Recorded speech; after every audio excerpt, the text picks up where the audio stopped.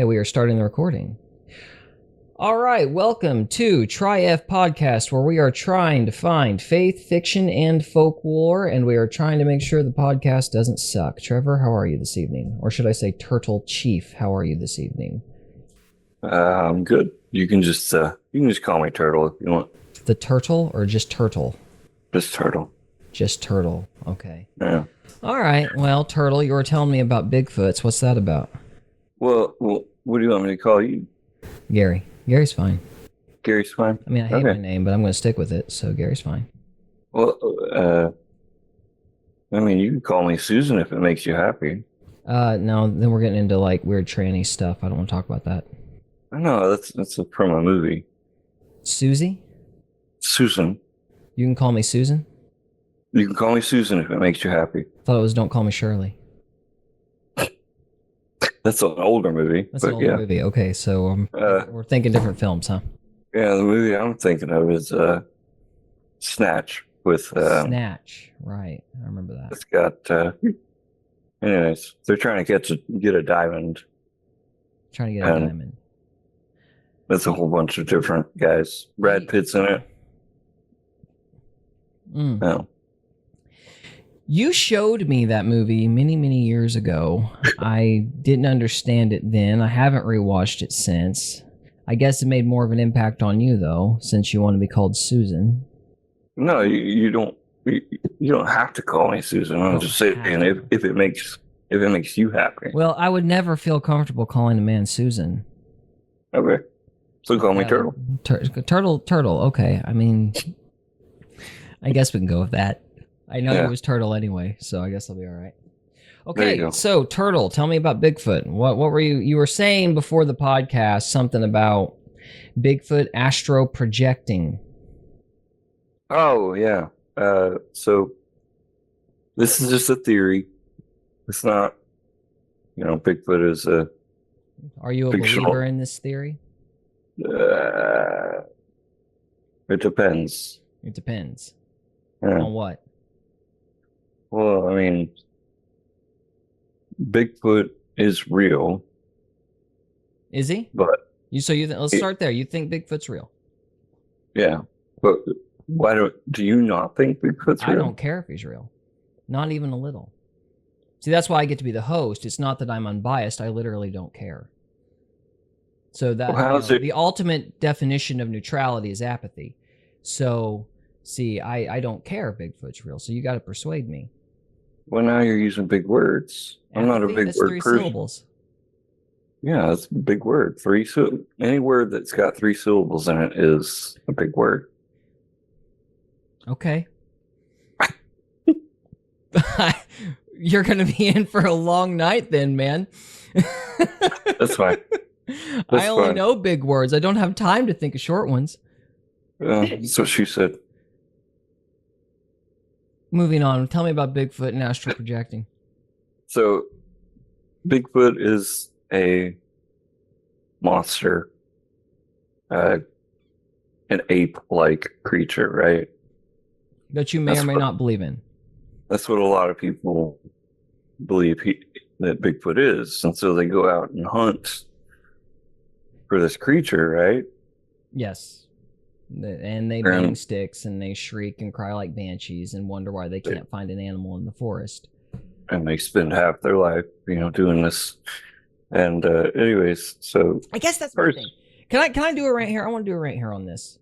As far as rant away, because you're sitting here saying that the reason, this is what I'm hearing, the reason that people believe that Bigfoot can astral project, which we may need to discuss that topic about what astral projection is. But aside from that, we're going to put that aside for now. Yeah. You're saying that people think that Bigfoot can astro project because nobody can find him. However, my experience watching the Discovery Channel or Animal Planet or wherever that Bigfoot Hunter show was on, my experience has been you've got a bunch of city slickers who went to college to be biologists who know nothing about animals, nothing about the forest, bringing a bunch of cars and loud technology into the woods, shrieking and screaming and making a bunch of noise, cooking bacon and saying Bigfoot's like bacon and pregnant women. And then they wonder why they can't find these animals. And I'm like, well, the answer is right in front of you. You're an idiot. So So why do these people think that it has to be astral projection? Could it not be that just city slickers do not know how to roam the forests? No, if you're wanting to talk about the big shows like, City Slickers, those guys have no clue what's actually going on. That's why they can't find him. It's because, they've never been in the woods. I don't understand how that show lasted as long as it did. I mean, it's like finding Bigfoot. They're never going to find him. I mean, why even have the show? Well, that's why conspiracy theories last for so long, is because people want to believe in this kind of stuff. That's why it's called a conspiracy theory. It's something that someone wants to believe in, so they're willing to pay lots of money to, they're willing to pay other people lots of money to go out and do the work to find it. I don't like the term conspiracy theory, personally. I don't like it either. I hate it. I think technically a surprise birthday party is a conspiracy theory. Well, so is Santa Claus. Yes, that is true. Santa Claus would be. That's a very disturbing and disillusioning conspiracy theory for a child, though. But that's the joke about that one too, is the conspiracy theory is right. All your parents in your entire community is lying to you. There is no Santa Claus, and you should despair. I'm gonna go cry in a corner now. Okay, I'm sorry. I'm derailing this. That's my fault. So tell me why they want to do why they think the astral projection thing is legitimate. Well, see, the astral projection thing is not part of the Discovery Channel. That's not what they believe. Okay, where does it come from then? Who pushes it? That's me. That's me thing. Oh, that's you. You think they astral project. Yes. Okay, so what do you mean by astral project? Like, what specifically do they do? Do they teleport, or do they actually transfer their soul? Because that was the other thing we were going to talk about earlier. Astral projection, from my understanding, is when somebody's soul leaves their body and they travel around, and I guess you would say the ghost world, the spirit world, or whatever. And they kind of roam that way. So is that what you mean? Sort of. There's different levels of teleportation. Okay. Right. Okay. So the first level is meditating. Mm-hmm. You meditate to learn how to then astral project. Okay. So astral project is the second step in meditation. Deep meditation. Okay. You're either asleep. Some people figured out how to do it still awake. Okay. And then the final phase is teleportation, right? Okay. Some people believe that that's how Jesus was able to get around so well. He astral. Can I ask who believes that? Atheists, or some people that don't believe that Jesus was actually the Son of God. Can we dwell on the mental hoops that it would take to be an atheist and believe that Jesus can teleport but not die for your sins? That's a whole nother not Sasquatch thing. Okay, yeah, you're right. That's not related. I'm sorry. You were supposed to be the ADD one, and it turns out I'm the one that can't focus. So, well, this is kind of what I wanted to go off of. Was we feed off each other, and we could just talk, and never run out of things to talk about. Is because we're kind of on the same level, and we agree on so much, and then we could just ask the question, why is that? What's the point? And a lot of the things I don't actually believe. I want to ask that question to see why someone else believes it. Okay, so you don't necessarily believe in the astral projection thing, but you want to posit the question to test the theory? I'm kind of like you. I don't really care. Gotcha. No, I don't care. Okay. So that's what this is all about. Yeah. It's just plain. I want to push it. Okay, I'm tracking. So this would be my first problem. So let's see if I understand the scenario here. Bigfoot has nothing to do but sit around in the forest all day. And so because he sits around in the forest all day, he meditates. And in the process of meditating, he becomes somebody who astral projects. And then the final level of astral projection is teleportation. Is that right? So, Bigfoot is an ancient creature. Yeah. That's been around since the Noah's Ark and the flood, right? Well, okay. Maybe. I mean, So, in my opinion, if he's real, then he's just a monkey. That's why I get so annoyed about the topic, and that's the reason I don't care, because I'm like, what is so dadblame special about a monkey in the forest? Or a dude in a suit who's playing games with his neighbors. That seems like way more trouble than it's worth, but it could be. All right. You know, I feel like there are a lot of hoaxes that would be much easier to pull off than running around in a gorilla suit in the mountains of California. But, you know, even if somebody wanted attention that bad, which would be weird, why would they want attention? Nobody would know it was them. And the only reason the hoax works is because nobody catches them. So I guess it's their own little secret. Anyway. Or they don't really care, and they think it's hilarious that their neighbor is so into it when really it's them. That could be. But here's the interesting question about that. They would only think it's hilarious because there was a legend that preceded it. Mm-hmm. So they could dress up as a monkey in reaction to a legend, but the legend still has to exist. You go back far enough, obviously they didn't have monkey suits. So where does the legend come from? Right.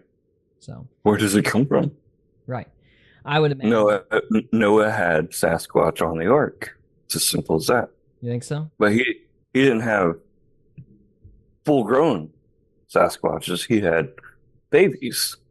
It's easier to get babies on the ark than it would be to get a full-grown gorilla-type ape thing, whatever it is. There'd be less poop to clean up. Exactly. And it's the same thing with the dinosaurs. I don't know if Bigfoot actually was on the ark. Maybe some variation of a monkey, perhaps. But it's just like, with the rest of the creatures, the Wendigo and the dog man. For people who don't know, what's a Wendigo? Because I don't know what a Wendigo is. I hear it all the time, but I don't know what a Wendigo is. A Wendigo is another cryptid creature, mainly here in the U.S. The Indians, the locals, would, they were into witchcraft and spiritual stuff, deep. And a Wendigo is a type of creature that they would summon during their rituals, dancing around the fire, smoking whatever they smoked. And anyways, the Wendigos, it's what happens when you do too much spiritual stuff and you kind of it's a creature that used to be a human that they got like super long life, and they kind of got deformed over a long period of time. So from too much. Sounds like just a amped up demon. Pretty much. Is that a cryptid, or is that like a demonology thing? I don't suppose it matters. It's just a semantics, I suppose. They kind of intertwine together. Okay. So can the Wendigo like take a physical form? Yeah. What does it look like? I'd have to look it up and show you. But all right. There's many different depictions of the Wendigo. It's kind of a cousin to the other one. Oh, I forgot the name of it.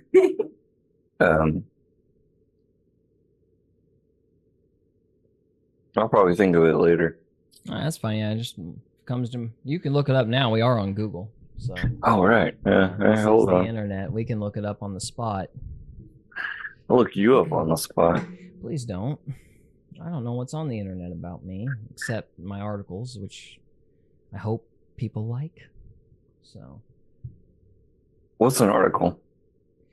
That is when somebody who has nothing but time on their hand writes their opinion, hoping people will care. I lost my Google page. There it is.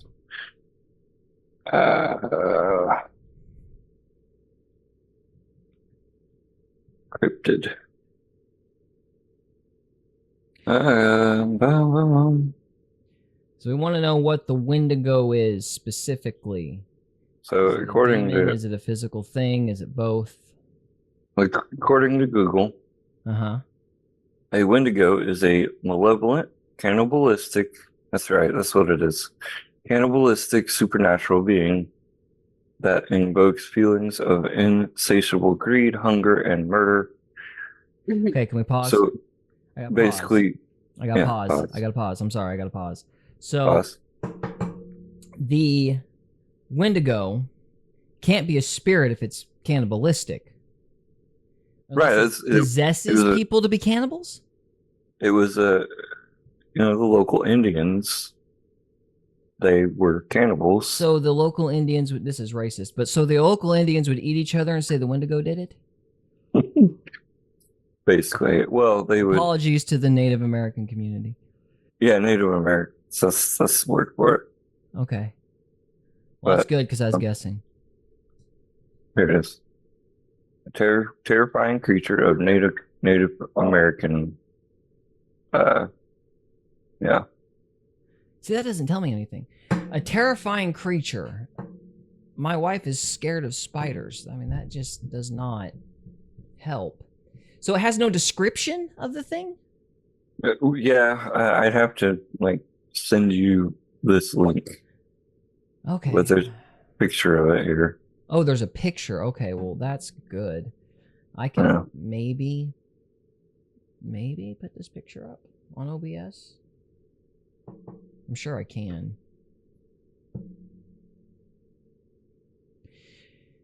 It's okay. All right, so we've discussed the Wendigo without learning anything about it, really. I guess we can get back to Bigfoots. Bigfoot. Anyways. But yeah. So Bigfoot. they astral project, they teleport. Yeah. And that's how hunters can't find them. Yeah. Okay. I'll tell you one thing that annoyed me. You know, I listen to Joe Rogan's podcast, and he always gives the Bigfoot people a hard time. One of the things he said that annoyed me was like, well, you can't possibly find an animal. Like, what if there was an animal that big in the woods? You couldn't, there'd be a body. Like, you can't expect a Bigfoot to rot in the woods. And I'm like, dude, you've never been a farmer, and I guess he hasn't. But when you're on the farm, coyotes can pick a cow clean in like a week.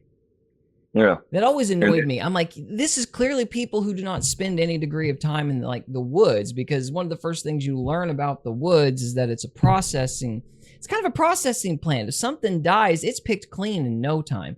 It is a wonder people find as many bodies as they do in the woods, because typically, you might find a skull here and there.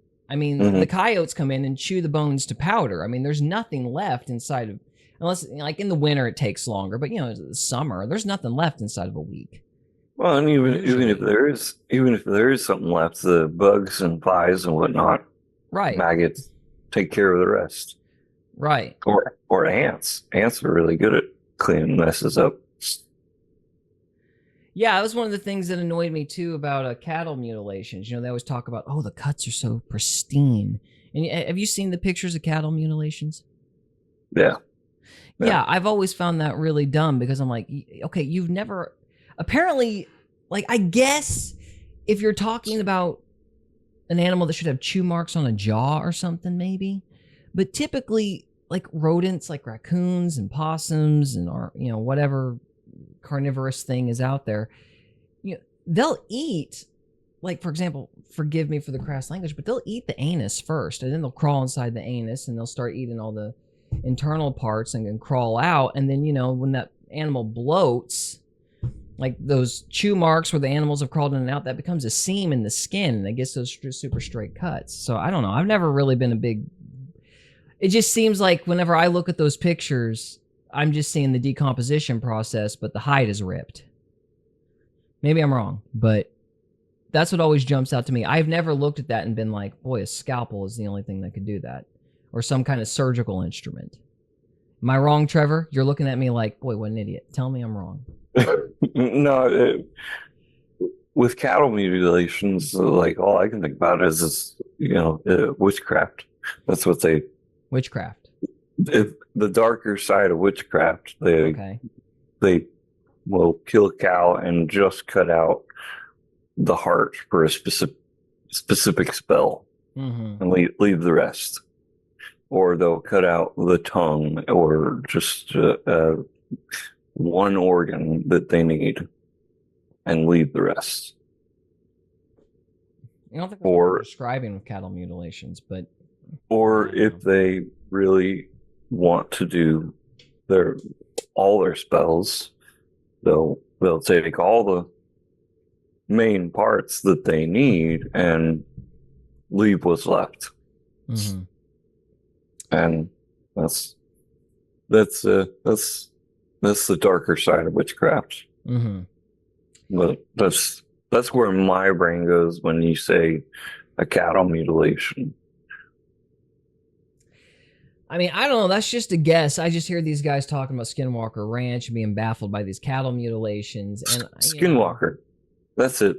That's what we were talking about earlier. The Wendigo and the Skinwalker. Yeah, no, Skinwalker is just somebody who transforms, right? In different animals or whatever. Yeah, well, Wendigo is a Skinwalker's like cousin or something like that. Okay, so Wendigo is like somebody possessed by a specific spirit then who can do the same things as a Skinwalker? Like transform into different More or things? less. More or less. It's just the Wendigo is more aggressive? Scary. Okay. I don't know. So like a Skinwalker would be like your run-of-the-mill witch doctor who can transform into different things, and a Wendigo is some madman. Wendigo has almost no recollection of when they were a human. Okay, so this is like a really, really old person who's been possessed. Or a Skinwalker. I guess that's what we're trying to figure out. Is this thing actually a spirit, or is it actually like something physical? Because my original complaint was there's no way a spirit could be cannibalistic unless it's possessing somebody to be a cannibal. So I don't know what they're referring to. But I'm just picking stuff apart and being pedantic. Wait, what does pedantic mean? Just obsessed over irrelevant details that mean nothing and mean nothing to the conversation. Oh. What were we talking about? Teleportating Bigfoots. Oh.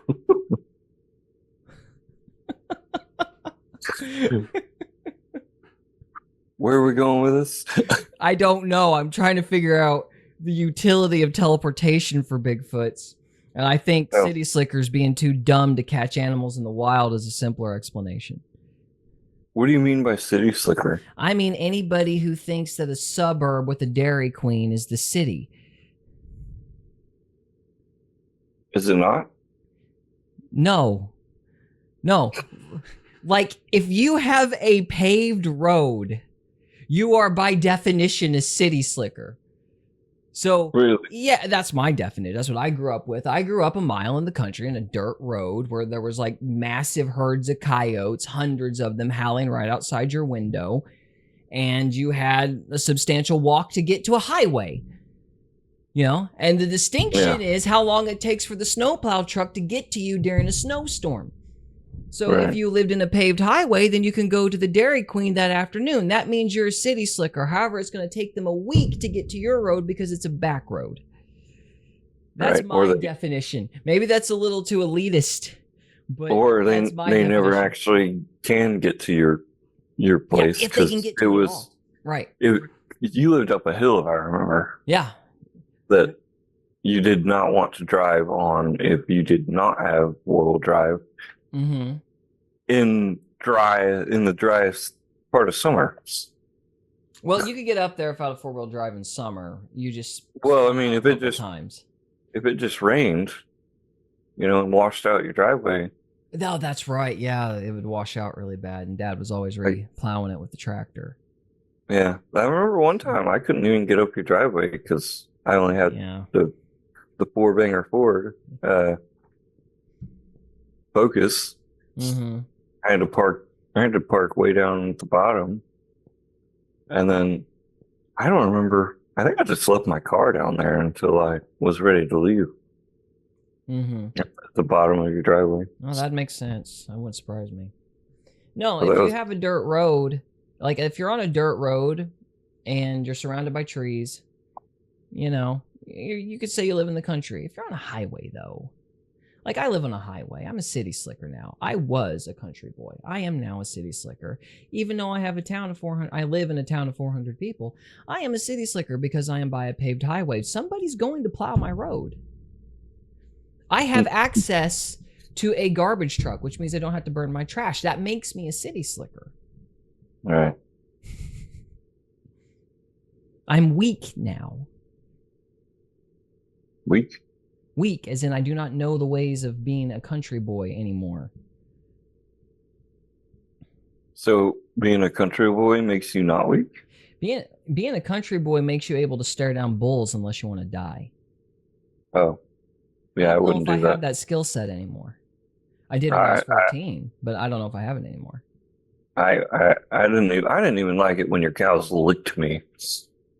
Yeah, no, I've had some close encounters of bulls in my time. Let's say that. I had one close encounter at grandma's with Oh one yeah. uncle, one of our uncles, bulls. Yeah, because I used to go to grandma's all the time, and he had a bull up there, and I didn't ask grandma if I could go walking around. Yeah. And here comes a bull chasing me down. I'm like, I gotta go. Yeah, no, they're pretty intimidating sometimes. Yeah. So I'm not near the country boy I was. But yeah, I mean, when you grow up in that world, I guess, you don't make a lot of, like if you're sitting there, these deer hunters, for example, would like have scents that replicated deer urine so the human scent wouldn't catch in the wind. You know what I mean? It's like you've got actual hunters cover themselves in animal waste to not get caught, and then you've got these idiots banging sticks with all these electronics around wondering why they can't catch anything. Yep. That's my point. I'm like, maybe they don't need to teleport. Maybe, these city slickers just don't know what they're doing because they don't actually hunt. I guess there are city slickers who hunt. I never hunted, so I don't know anything about it. I just hear what other people have said, and they say they douse themselves in deer urine. And I'm like, I'll go buy it at the store. If it's available. There's not usually available at, the fine retail agency known as Walmart. But Uh-oh. You're going to get flagged for that one. Uh-oh. Well, we might get flagged for the Native American thing. Native American thing. I tried to be PC and failed. But I tried. Yeah. We all try. I'm just trying to understand the lore, man. I don't even know what they say about that stuff. Well, I mean, obviously, I don't understand it fully either. Mm-hmm. That was just a guesstimation that I threw out there. That they teleport, yeah. And you was like, "Oh, let's run with this." So like, okay, I don't know if I can explain it, but it was just a thought I had. Here we go. Well, Here we are. Here we are. Yeah. I don't know. I just think that people hype that stuff up more than it really needs to be. I mean, I do think there are creatures like that out there, Bigfoot or whatever, and I've never been particularly persuaded by people going, why can't we find them? I'm like, because people spend most of their lives in an 8-city block radius. Right. You're not going to see that much that's actually out there, Yeah. And so it doesn't surprise me that a handful of people would see a group of animals if they're in a particular area for an extended period of time. Yeah. You might get the occasional person that might see something sporadically, but when you've got the same bunch of rednecks in the same area who live in the same set of hills saying they're seeing the same thing, they're probably telling the truth. And you, as the wonderful scientist with your gadgets and your sticks that you bang on the trees, probably don't have a right to refute them because you can't find it. Right. Well, you're probably not in the habit of like being quiet and, listening for cougars or some darn thing. You're probably out there stomping around and making a bunch of noise and scaring everything off.